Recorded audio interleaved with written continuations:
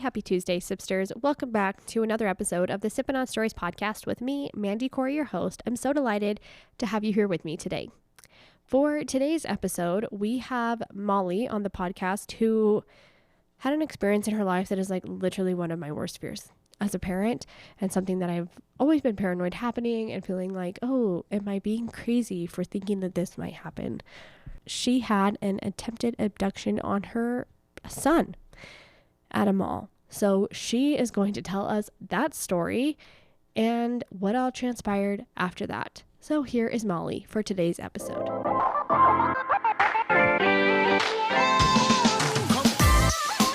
Nice to meet you, Molly. Nice to meet you too. Thank you for taking the time to come on my podcast.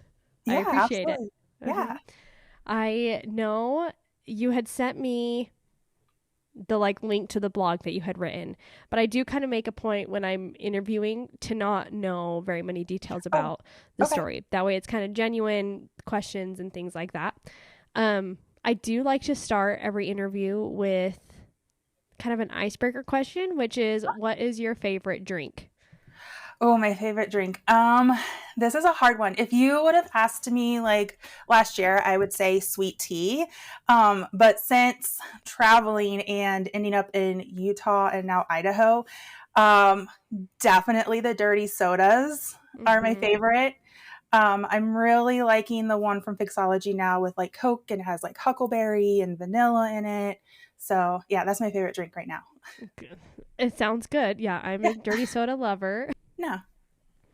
All right. So your story for us today is a traumatic story. I feel like as a mom, it sounds very traumatic, and it involves an attempted kidnapping on your then 2-year-old. So yeah, my son, who's now 7, this all happened in 2020 with the great pandemic shutdown.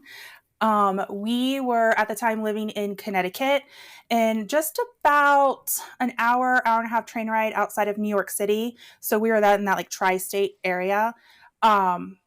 Everything shut down, and I had a 2-year-old and a 4-year-old at home. And my husband was working from home now instead of commuting to the city back and forth. So we had a lot going on. And then July timeframe, because everything happened in August.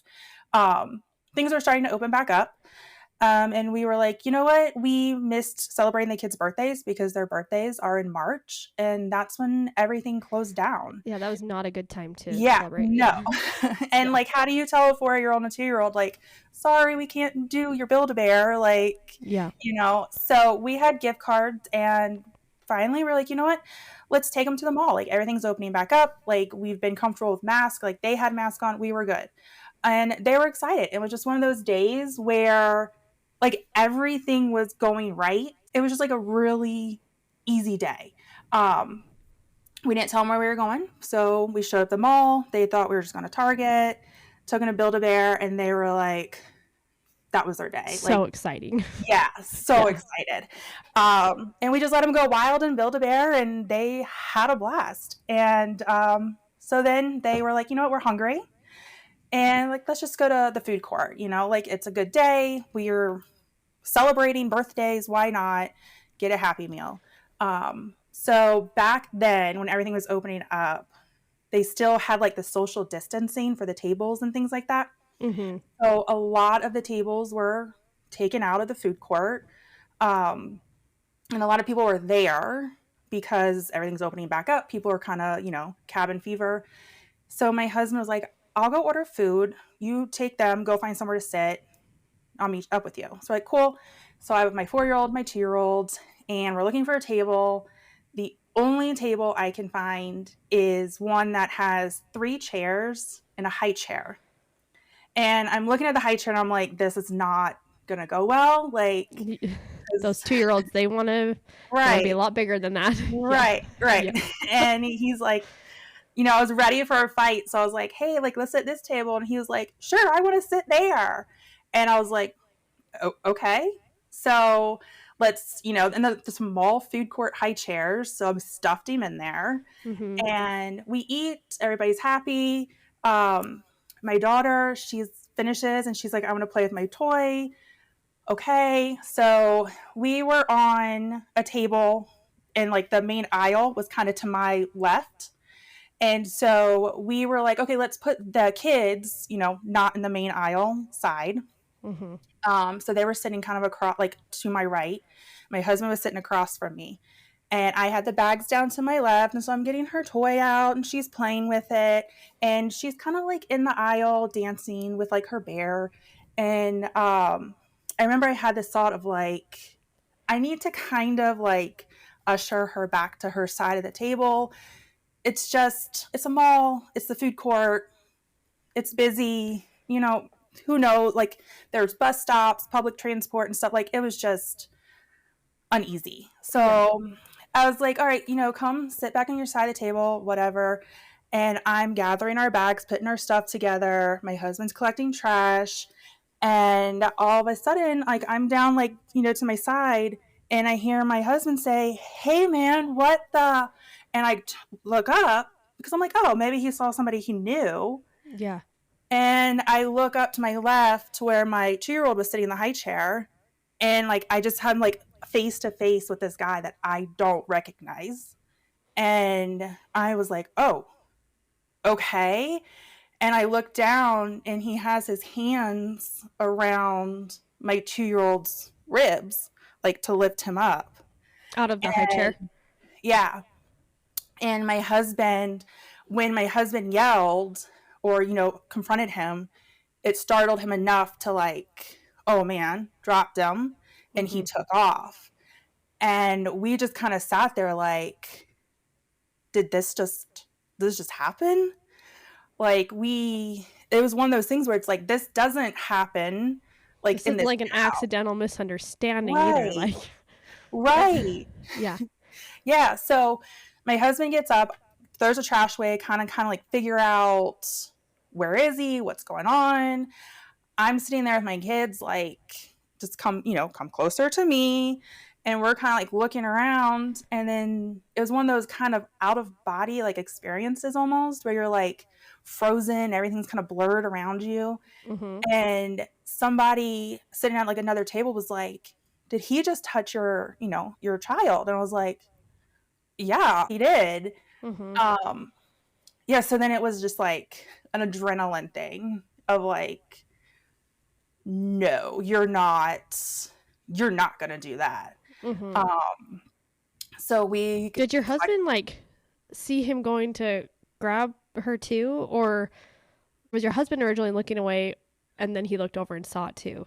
right. Yeah. Cause Okay. his focus was kind of like at the middle of the table, Okay. like Yeah. collecting trash, getting everybody's things. Yeah. I was kind of like down, looking at the floor with the bags and stuff. Yeah. And it was literally like out of nowhere. Yeah. So What yeah, did the guy look like? I remember his eyes, like they weren't, like it wasn't like, they were obviously the whites of your eyeballs, but they were kind of like not as bright white. Yeah. And it's just that like, almost like that crazy eye, like stare. Mm-hmm. Um, he had like dark hair, his hand, like, almost kind of like a tan.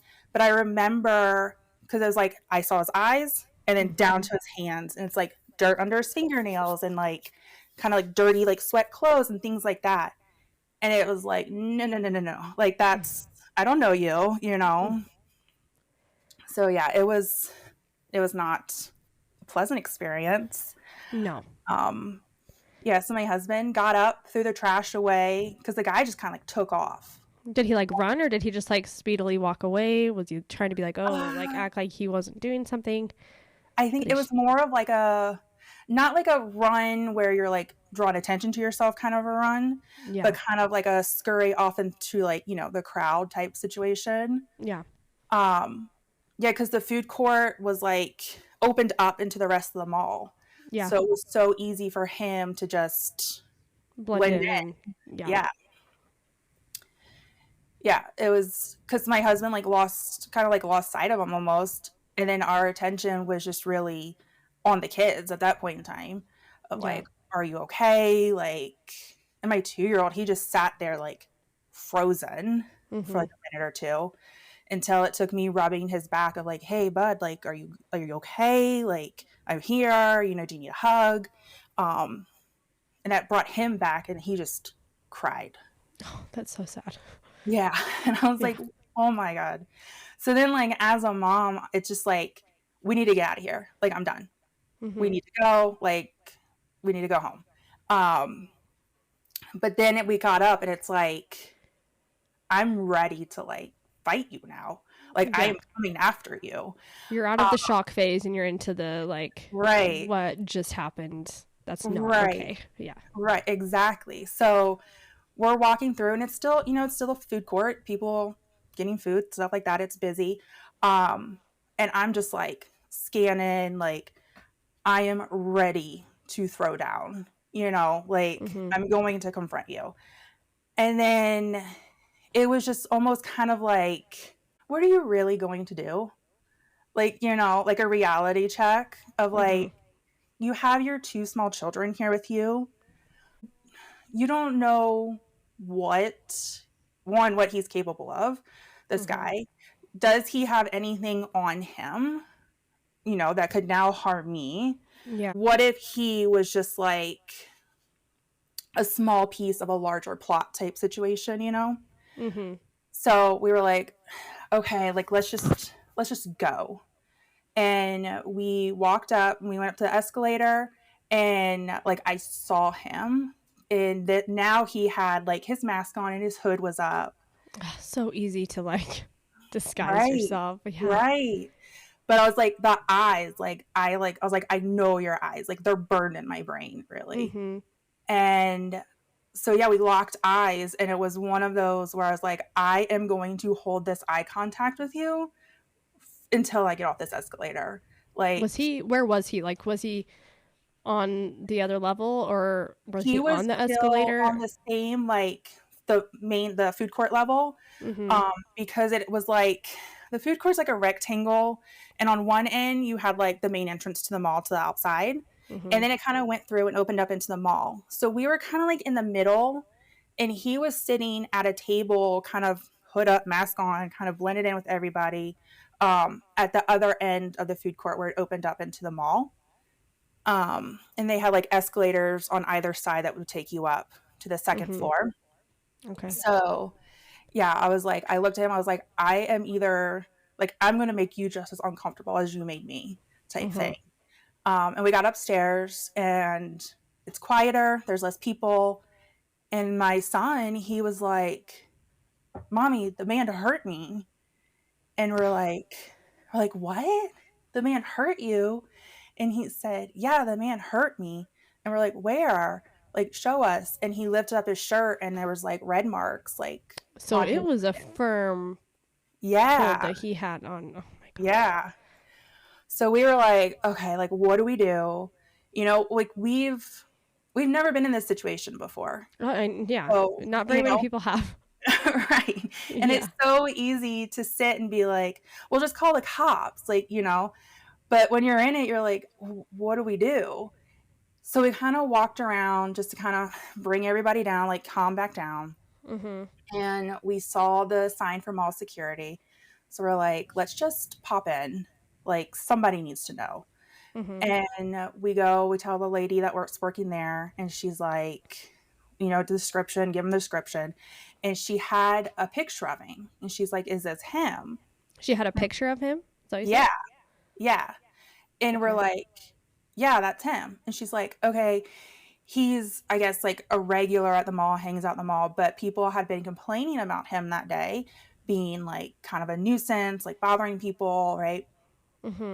And we're like, well, he really bothered us. Yeah. Oh. Just a little. Just got my nerves a little bit.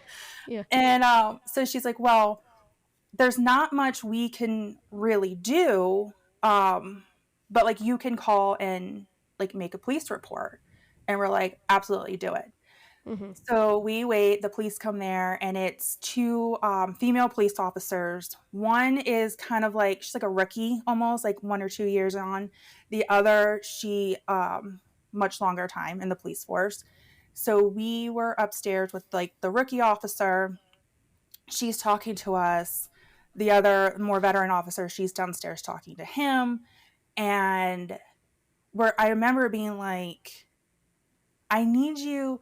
I don't really know what's going on here, like this whole process. Like my study of this is Law and Order, Yes. and Law and Order SVU. right. Yeah. Like Olivia Benson always comes in to save the day. Yeah, where is Um, she at this point? right, like I need you to be my Benson here. Like Mhm. I don't know. And because I remember we told her everything that happened, and she goes, "Well, do you want to press charges?" And in my head, I'm like, I I don't know, maybe like you tell me. Like, this is like I'm coming to you for help. You tell me Yeah, what to like do. is this worthy of pressing charges? Like will anything happen if I press charges? Like Right. Like I what don't know. Yeah. exactly does that mean? So we were just like, I don't know. And so they really didn't do anything that night. And they shooed him out of the mall, was like, don't come back to the mall type thing. And at this point we're like, let's just go home. So we get home, get everybody kind of settled into bed. So we were like, all right, the next day we have to go back to the police station. And that's what we did. And we filed a report. And by that time, because they had already let him go, essentially, they Mhm. couldn't do anything really except put a warrant out for his arrest. Okay. And that was kind of like the last that I heard of it. And that was beginning of August of 2020. And so it was just like, I don't want to leave the house. Oh yeah, I I wouldn't want to go anywhere. Right. Like, I don't want to go Mhm. back to that mall. If I'm doing, like, our Target was attached to the mall. Mhm. So I'm like, I'm doing a pickup. I'm not getting out of the car. For my husband to take my kids anywhere, like by himself, I was like, no, like, have your location on. Don't miss my phone call. Answer my text back. One kid at a time, not both of them, Mhm. you know. It was hard. And like my parents would come up and I'm like, no, I don't trust them, like, to leave them. It was like nobody had trust. Mhm. Um, so then I'm rocking, my 2-year-old to sleep and he's just not going to sleep. And he's like, Mommy, like the bad man's gonna get me. Or, like if we had to go to Target for something, he'd be like, no, I'm not going. He was a mess for like a month or two. Which is Not so interesting too. I feel like because as a 2-year-old to be aware that what was happening like wasn't normal and wasn't good. Because when you're 2, there's a lot of people you don't know. A lot of people that might want to sure. like I I don't know. Maybe my kids didn't really have stranger danger, so maybe that's why too. But for your 2-year-old, like clearly that scared him, For and sure. left a mark. And so I feel like that says something too. And how are you guys with like talking about it to him? We we tried to like almost shield them from it. Yeah. Um, Even to this day, we don't really talk about it around Mhm. them. Because we didn't want to continue like that fear Yeah. with him. So it wasn't like you were talking about it in the home and that was helping the 2-year-old to like overhear those things, and it was just fully on his own. He was scared at night and things. Yeah. Ah, Yeah. that's so sad. Yeah, it was so hard. And he would wake up in the middle of the night and sleep in our bed. And like that went on for 6 months to a year Mhm. before he like slept through the night in his bed again. And then, I was waking up of like panic attacks, nightmare type things, um, sitting there like rocking him to sleep. And it was just like, I don't, especially the first couple of weeks, was like, I don't want to put you down. Mhm. Um, because it was just like And all do those you thoughts running. remember? Oh, sorry. Um do you remember like when you looked over and saw him, how far out of the high chair had he pulled him out, or was he still far He in? was still pretty much in, and this is why, like, looking back, I'm like, something had, because like my 2-year-old just wouldn't have chosen the high chair. Yeah. And it was one of those things where it's like, I'm so glad, like, whether it was divine intervention or whatever it may be, like, he That he chose wasn't that high sitting just chair. in a chair that day. Exactly. Mhm. Because it was like one of those little wooden, high chairs that you see at restaurants and stuff. And he's 2, and he's not like he wasn't small for 2. Mhm. So like I had to really shove him in that high chair. Yeah. And it was one of those things where it's like he lifted him and his like butt was off of the seat. But I was like, thank God for that high chair and for you having to be stuffed in that high chair Yeah, because it was hard to get him because out. Um, and your 4-year-old, what is her recollection of it at this point? yeah, that it's actually really interesting because we don't really talk about it in front of them or around them Mm. even today. When we were going through everything in the court process and all that kind of stuff, we would almost talk about it like in code. Mhm. My husband and I. And then she brought up, I want to say it was like a year or 2 ago, maybe 2 years ago. We were At this point, we had sold our home in Connecticut and we were traveling full time in our RV, and we were in South Dakota, and we were just going to a Target or Walmart, something like that. And she just out of the blue, so she was like 6 at this point, 6, 7. Mhm. And she was like, I have a question. I was like, okay. And she's like, I have something and I don't know if it was a dream or if it's like a memory and it actually happened. And I'm like, okay. And she goes, did somebody try to take Theo from a high chair? And I said, um, yeah, actually. And we had like, and I told her the story, Mhm. and she was like, oh, okay. But like he doesn't remember it at all. Mhm. And so it's like, okay, at least that's That's good. positive. Yeah. Yeah. Okay, sorry to like backtrack you back a little bit. No, no, you're So, fine. at this point, your son's having a hard time sleeping. You haven't really heard any updates on what's happening. Where do you go from there? So this was in August, that we did the police report, all that stuff. And I was part of like a mom's group, like a mom and me kind of fit for mom. They're like stroller strides, workouts, bring your kids type Mhm. thing. So I was friends with a bunch of moms. And one of the moms texted me one night while I was sitting rocking, doing the sleep thing. And she goes, hey, I saw this article. Is this you guys? And it's October at this point, like mid October. Mhm. And I open it up and I'm like, yeah, it is us. And it's an article, and they are saying how they had arrested this guy, and calls at the mall in the food court. Calls came in from a couple different concerned parents because he was sitting in the food court, um, like at the children's play area. Like, Mm. I don't know if he was at the play area or kind of like facing the play area, Mhm.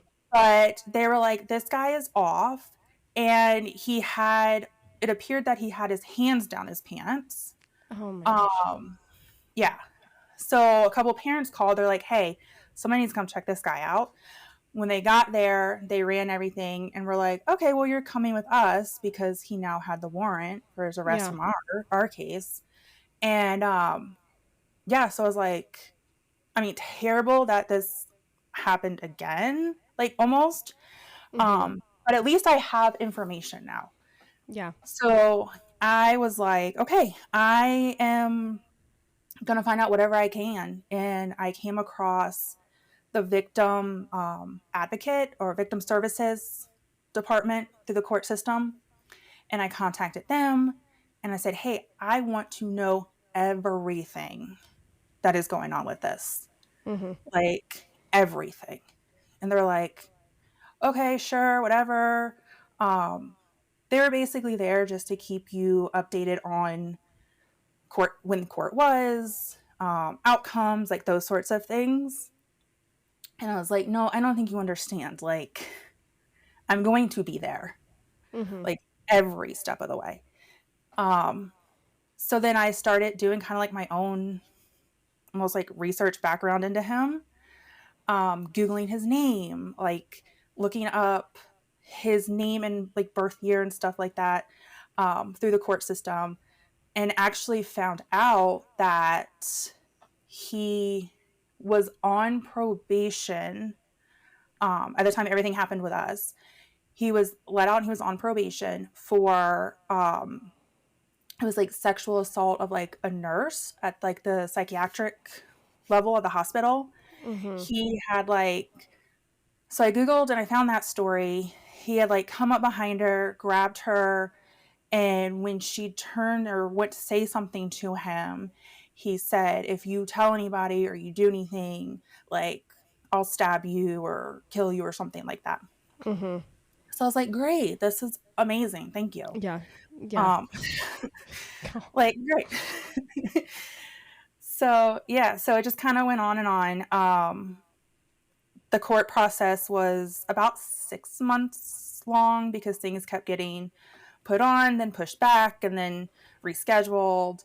Mm-hmm. Um, I remember they called me the victim's advocate and the city prosecutor, and they were like, okay, like this is, he's going to plea out, and What was his actual charge so for he the had boy? three. It was two misdemeanors, and I forget exactly what it was, like what like the title for him was, but it was like Mm-hmm. two misdemeanors and then one felony. And um they were like, yeah, they're gonna plea out. We feel great about this. Like he's gonna get out today, and he's just gonna do time served with like the misdemeanors. It's And like I was great. like, yeah, I was like, I laughed and I was like, no, no, no, no, no, like that's not okay. And like I think they really wanted me to be like, yeah, okay, awesome, like thanks for the update. And I was like, no, like when is he going to get held accountable? Mm-hmm. Like, are you kidding me right now? Um, because then I think that really threw them for a loop because I was like, no, I'm going to speak at this hearing, like, like a impact statement. Mm-hmm. Um, because they were like, well, his mental health and like all these things, and he's already like think about the time that he served because now he had been in jail for like 6 months ish. Mm-hmm. um and I was sitting there like, think about his mental health, What like about my 2-year-old? Like, not just yours, but right, like everybody that's been involved right, here, like even down to the children. Like, yeah. right, like you're the victim advocate, Mm-hmm. like start advocating, you Mm-hmm. know so yeah, so that I think really threw them for a loop because then the prosecutor called me separately like a day or two later, like the day before court, and he's just talking. He's like, I really think we should just take it. Mm-hmm. And so he was like, this isn't even the worst thing to have happened um in like our larger city. And I was like, okay, Is that and supposed to make me feel better? right. Yeah. Right. And he was just like talking. I had my husband like up there with me, and I was like, no, like I don't accept this. Like I'm going to have my say. Mm-hmm. And I spent like the next day or so writing like a 3-page like victim impact statement. Mm-hmm. And it was just one of those things where I was like, am I really doing this?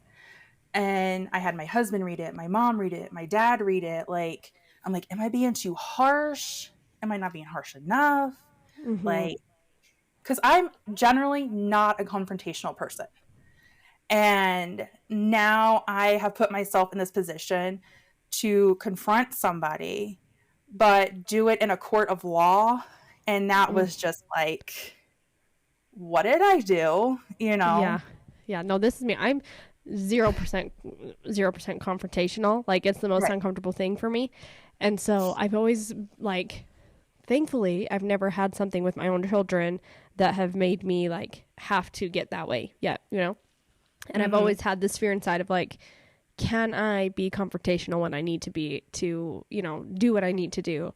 And I hear things like this and I'm like, I really do think like that I would, because when it comes to my kids, it's very easy to just turn into a different person. And Sure. yeah. And so I like think that it's cool that you did that, and impressive just knowing like my own personality. And yeah, it seems like a big thing to be doing that. It was Definitely such a big different thing. from your normal life. Yeah. Yeah, because I was like talking to my husband, and I was like, I don't know if I can do this because Mhm. we didn't have babysitters to begin with, like for our Yeah. kids, and then now this happened, and I'm like, I'm not leaving with anybody. Yeah. But I also don't want to take them to court with us and have to Put have them them in there. re-see this, you know. Mhm. So I would wake up with like panic attacks of like, I can't do this, like I can't face him. Yeah. And it was just one of those things where I was like, and my husband's like, you know what, it's okay. Like if you can't, like if it's going to cause that much like stress and stuff, like it's fine. Like it's okay. Yeah. And it was one of those things where it's like, I can't let him grow up, like let my son grow up.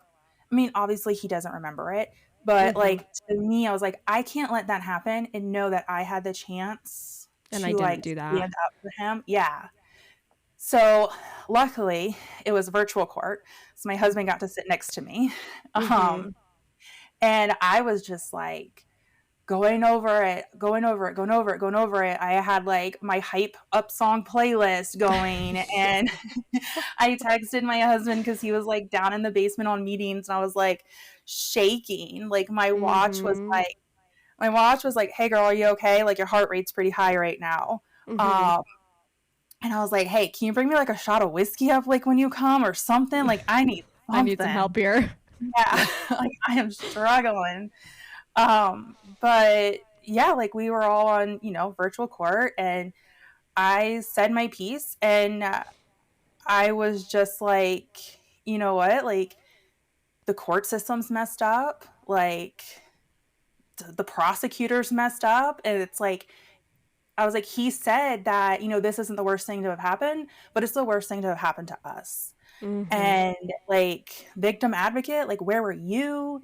Like this guy, he is in and out, in and out. Like he's a frequent flyer. Like Mhm. when are you going to take this seriously? Like you guys gave him 6 months in jail for like oh, I forget what it's called, but like disrupting court essentially.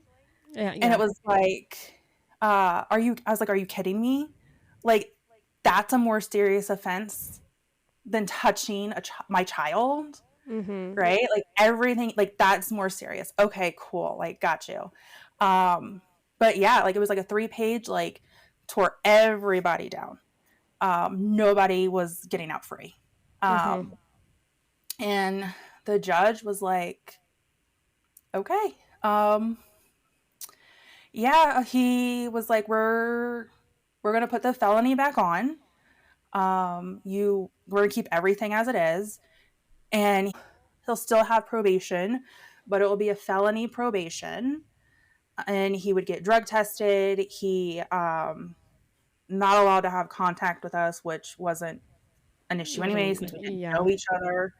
Not allowed to have contact with any children. And that sort of thing. If he got drug tested and he failed and if he didn't meet any of these requirements, he would automatically get sent back for the full time. Mhm. So I was like, whatever, like I'm tired. I said what I needed to said. Like you are a convicted felon now. Um, Yeah. and that's something you have to live with for the rest of your life. You know, like we have to live with this for the rest of our life.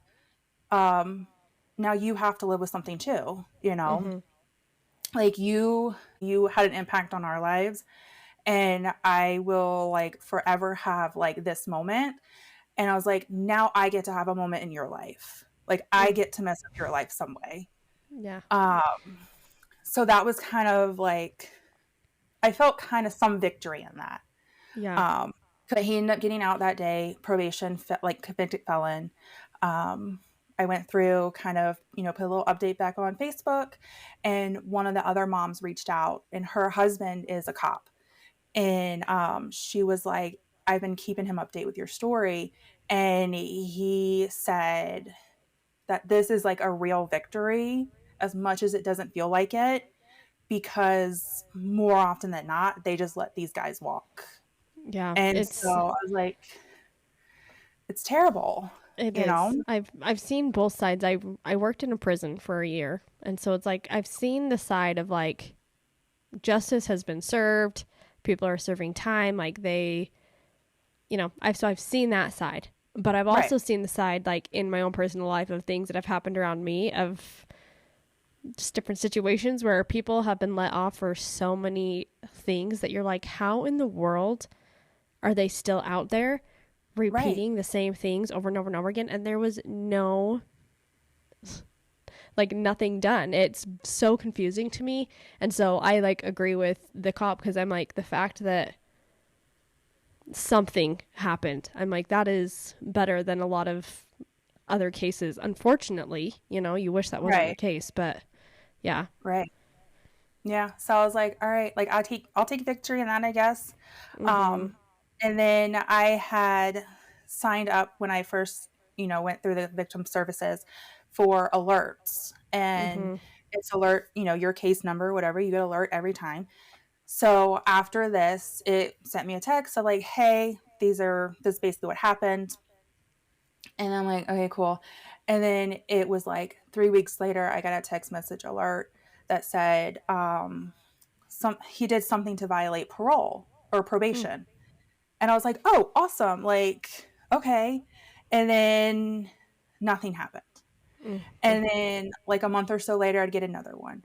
And I got to the point I told and we'd get a letter and everything else like that too. So I got to the point I told my husband, I'm like, next time I get one of these text messages, I'm going to send a handwritten note that just says, I told you so, and Mm-hmm. send it. You know, Yeah. like this, Yeah. like, We knew this would stop happen. wasting my time, your time. Yeah. Like, just do what you said you were going to do. Like, put them away. So finally, this goes on. And I think it was like last year, beginning of last year, I got the text message that said violated probation again and is now incarcerated for Oh, such and such time. Yeah. okay. So that is positive, not for whatever Yeah. happened on someone else, but Yeah. he's finally in there. Oh my Yeah. gosh. It Yeah. makes you really wish that every episode was truly just an episode of Law and Order SVU. Like, can't we just wrap this up in a 1 hour Right. episode, and like everybody gets the justice that they deserve, and Right. one less person like that walking the streets and the malls? Yeah. Mm-hmm. Yeah. So it was the hardest thing. And like, I mean, still today, like it doesn't really affect my kids because they Yeah. just don't remember it. But like today, like we're very like, I don't know, like make sure we can see you, like, and I'm like, I don't think you guys truly understand. Like, yes, he was the one who did this, but he also made everybody else in the world a threat to me and my family. Yeah. You Has know, it changed, like letting people babysit or stuff like that? Like, has that gotten better, or it is it still pretty has. bad? Uh-huh. It's That's gotten good. better. I mean, they're 9 and 7 now. Mm-hmm. Um, I feel like it's not really on par with like what a typical 9 and 7 year old like kind of family would do. Um, but we sold our house in Connecticut like in 2022. And this was kind of like a pushing factor of it because like Mm-hmm. we just have that trust in our community anymore. Yeah. Like just didn't feel safe. So we sold our house. We just saw the perfect opportunity, like let's sell it all and just travel.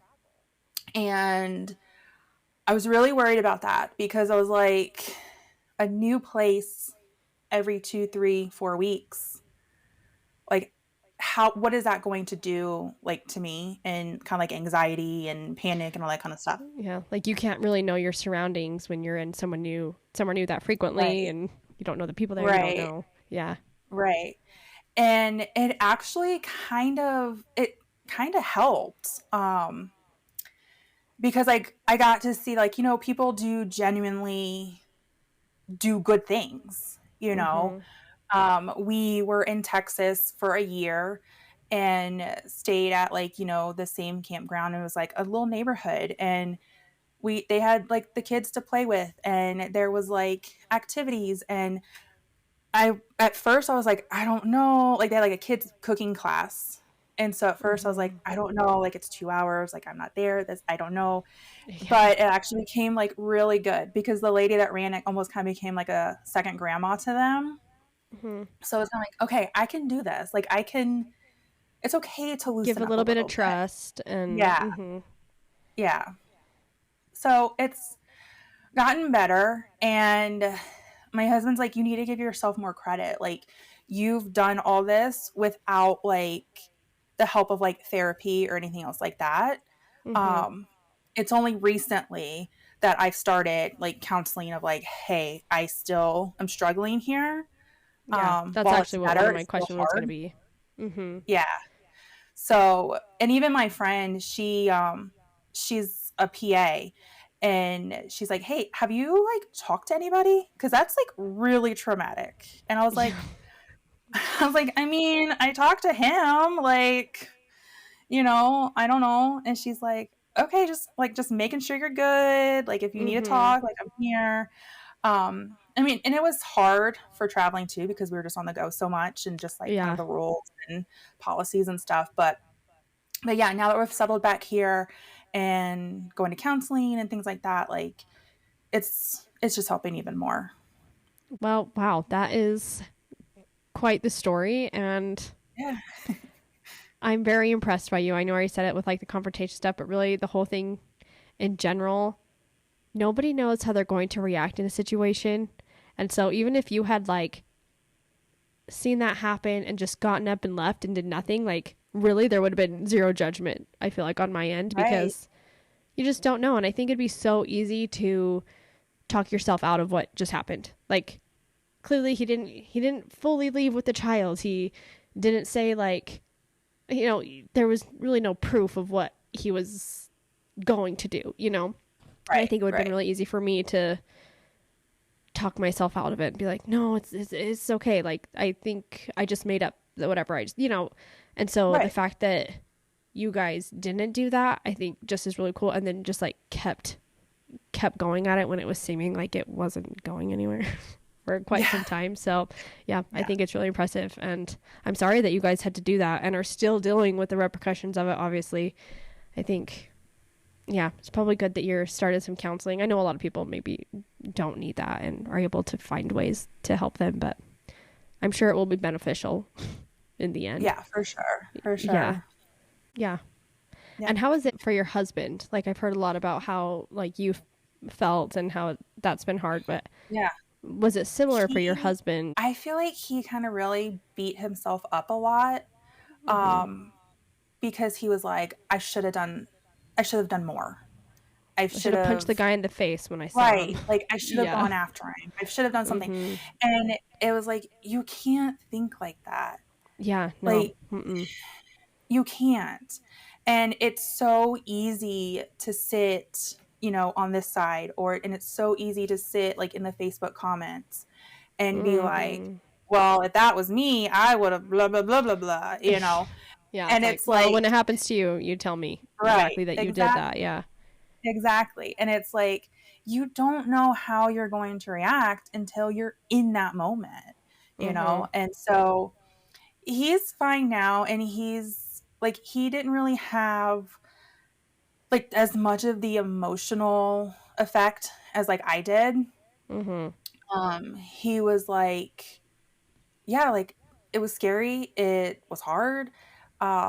He's like, but it just didn't affect me the way it affected you. Mm-hmm. And I'm like, I get that, I guess. But yeah, so he almost kind of beat himself up, like, I should have done more. And then I feel like, kind of beat himself up because he's like, why didn't it affect me as much type Yeah. thing? Mm-hmm. So, yeah. Well, thank you for sharing this story with me. Yeah. It was good to talk Yeah. to you. And Good talk to yeah, you that's too. definitely wild. Yeah. You have a great night. Thank you. You too. And I'll be reaching out to you soon. Okay, awesome. Thank you. Okay. Bye, Molly. Bye. I really hope that if anything big were to happen for one of my children, that I would do what I needed to do for them, like Molly did for her son and for her family, and trying to get justice for what had happened there. I think that this would truly just be terrifying, and I really don't know how I would have reacted in that moment. I know I talked about it in the episode, but I like to think that I would have done the same thing, gone to mall security, ended up talking to the cops, all the things. But again, I also feel like it would have been really easy for me to talk myself out of what just happened and assume, oh, he probably thought it was his kid or something weird. I hope that wouldn't be the case, but I'm proud of Molly and her husband for doing the right thing there. It really stunk, obviously, how tricky it was just to find some sort of justice in this, but I'm glad that, in the end, something did come of it. And yeah, I just really appreciated Molly coming on the podcast and talking about that with me. If you yourself have a story, I would love to hear it. So reach out to me on Instagram. You can find me there at Sippin' On Stories Podcast. You can also email me. I have my email is sippinonstoriespodcast@gmail.com. You can find me in either of those places. And I would love to have you on the podcast. If you are not following the podcast, either on Spotify, Apple Podcasts, or YouTube, go ahead and do that. I would love it. Leave a comment on the podcast. Leave some comments on my Instagram page. I love interacting with you. It is so fun for me. Thank you all for being here. I'll be here again next week for another episode of the Sippin' On Stories podcast. Bye, Sipsters.